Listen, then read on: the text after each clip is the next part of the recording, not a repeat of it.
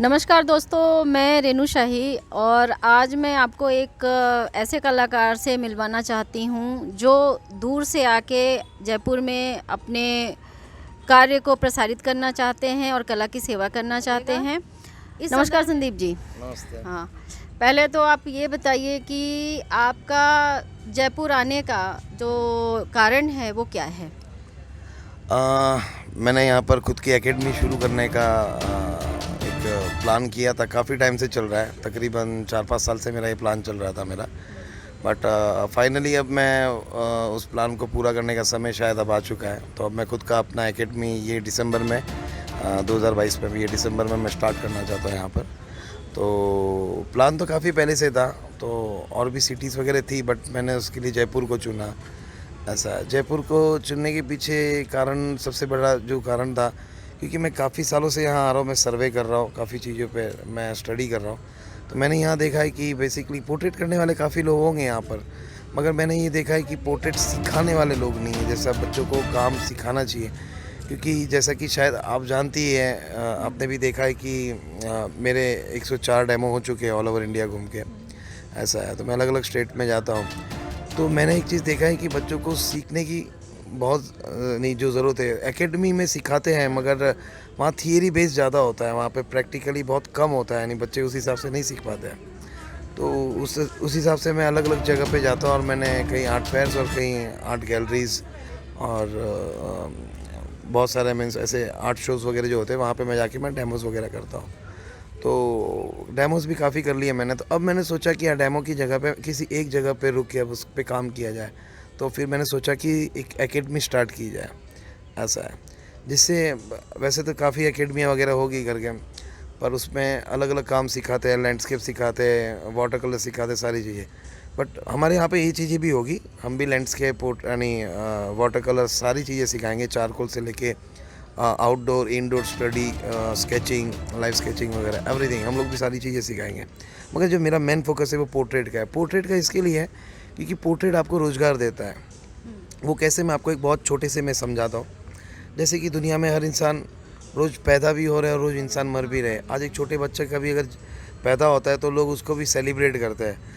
अगर कोई मर जाता है तो लोग चाहते हैं कि उनकी याद में एक अच्छी सी पोर्ट्रेट बना के उनका कहीं पे लगाया जाए, चित्र लगाया जाए। आजकल मीन्स कोई मंगेतर भी अपनी वाइफ यानी होने वाली वाइफ को उपहार स्वरूप भी चीज़ें देते हैं करके। तो पोर्ट्रेट एक ऐसी चीज़ है कि आजकल लोग गिफ्ट में देने लगे हैं एक दूसरे को करके।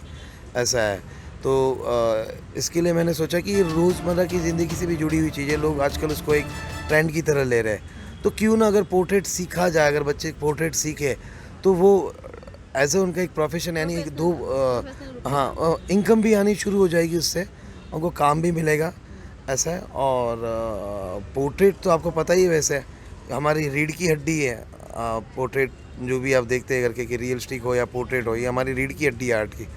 तो बस यही पर्पज़ है मेरा कि अपने डेमोज़ के ज़रिए मैं जो पहुंचाना चाह रहा था, अब मैं चाहता हूँ कि जयपुर में एक जगह अपने एकेडमी स्थायी रूप से उसको करके। सर, एक और सवाल और है जी आपसे कि जैसे आजकल मॉडर्न आर्ट का ज़माना चल रहा है, तो मॉडर्न आर्ट के ज़माने में बहुत सारी कलाकृतियाँ जो हैं मॉडर्न हैं, तो आपका यथार्थ चित्रण की तरफ जो रुचि है वो किस प्रकार हुआ या कब से है? ये इम्पोर्टेंट है जानना आज के विद्यार्थियों को।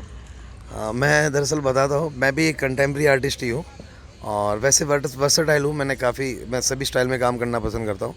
बट एक छोटा सा किस्सा था कि एक दिन मुझे एक कमर्शियल वर्क मिला था पोर्ट्रेट के लिए, और मैंने उसको हाँ कर दी थी। हालांकि मैं पोर्ट्रेट में उस वक्त उतना अच्छा नहीं था, ये मेरी सबसे नहीं बना लेता था, बट जैसा एक इम्पैक्ट आना चाहिए वो नहीं था। बतौर प्रोफेशनल पोर्ट्रेट आर्टिस्ट मैं खुद को नहीं कह सकता था उस वक्त। बट मैंने उस चैलेंज को एक्सेप्ट कर लिया, और उसके बाद में मैं सोचा कि यार मैं कैसे करूँगा इसको। बट मैंने किया उसको, और जब किया और रिज़ल्ट आया तब मुझे ऐसा फील होने लगा कि यार मैं ये कर सकता हूँ।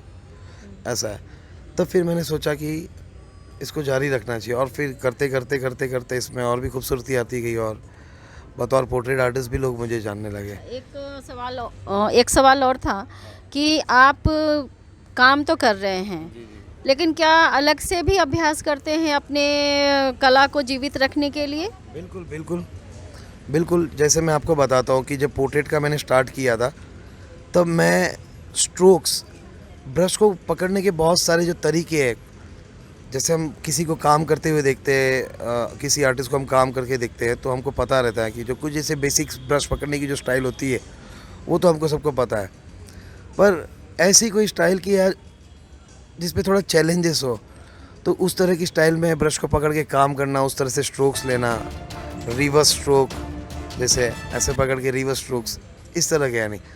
तो मैंने कई एक्सपेरिमेंट किए यानी, मैंने कई कैनवास के ऊपर एक जैसे ब्लैंक कैनवास ले लेता था, उसके ऊपर अलग अलग स्ट्रोक्स में ट्राई करता था। मतलब आप एक्सपेरिमेंट करते करते सीखे यस हैं? यस यस बिल्कुल, क्योंकि मेरा कोई वैसे कोई मेरा गुरु नहीं है, और एक सेल्फ थॉट कलाकार के रूप में मैंने अपने आप को काफ़ी लंबे समय के बाद में संघर्ष करने के बाद में आज मैंने स्थापित किया, और मेरी जर्नी आगे भी जारी रहेगी। ज़रूर सर, ज़रूर फिर आपसे बात किया जाएगा।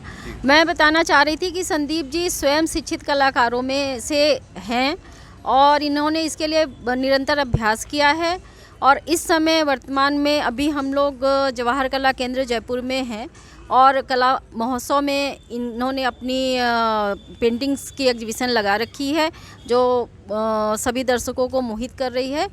फिर आगे बात करेंगे। बहुत बहुत धन्यवाद।